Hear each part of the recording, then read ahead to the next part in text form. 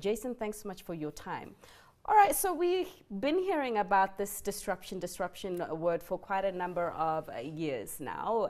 Fourth Industrial Revolution in full swing currently. Everything is being disrupted. So we're talking about the game changers, particularly for the African continent. What are they?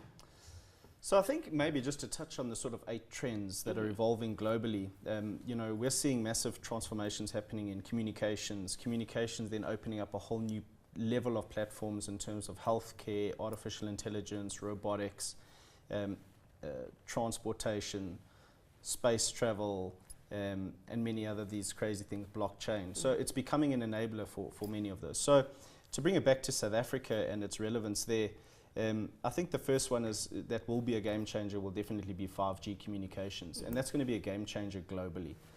Because what 5G communications is ultimately going to do, it's going to enable us to have better computing power. It's going to enable us to, advance even further in AI, in robotics.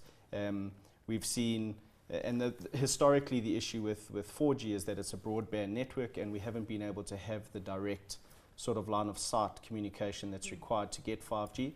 But there's SpaceX who's rolling out, I think it's 4,700 satellites. We've got OneWeb who has deployed 700 or 400 last year. They're planning 720 satellites this year.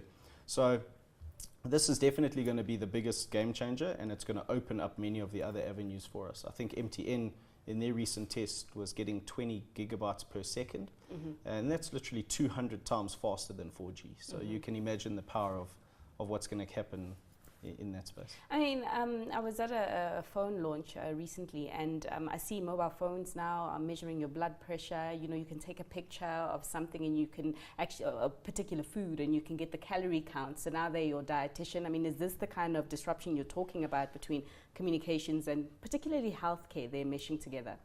Correct. So I mean, there's huge advancements in healthcare. Just speaking artificial intelligence itself created 9 new drugs last year for the healthcare sector, which the humans had not been able to put together. And there's no doubt that, as we get higher bandwidths and as we get the faster communication speeds, every AI is learning. So it's basically teaching itself, and we're getting into this deep learning and machine learning cycles where it's becoming super, super intelligent. And that's why you'll see if you log on to Facebook or you visited some website, before you know it, there's some other advert popping up and you say, how did they even know that I was looking in that space?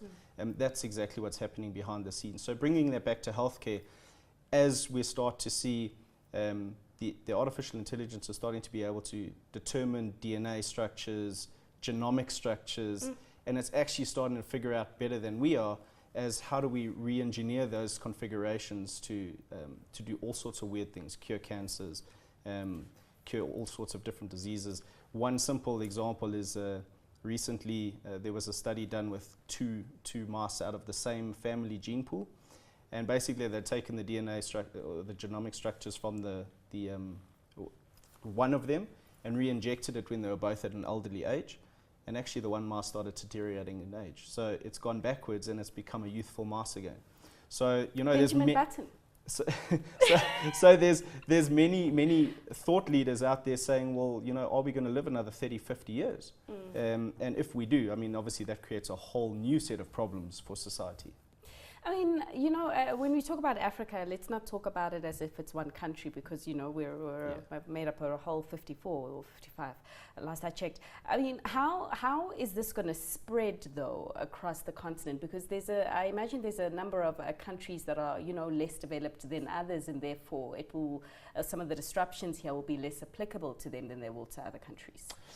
So yes and no. I think, again, bringing in 5G no longer requires ground sort of infrastructure. Well, it does, but not necessarily. Because it's got a satellite-based approach, what you're going to find is that in the most rural corner of this globe, everybody's going to be connected to high-speed internet.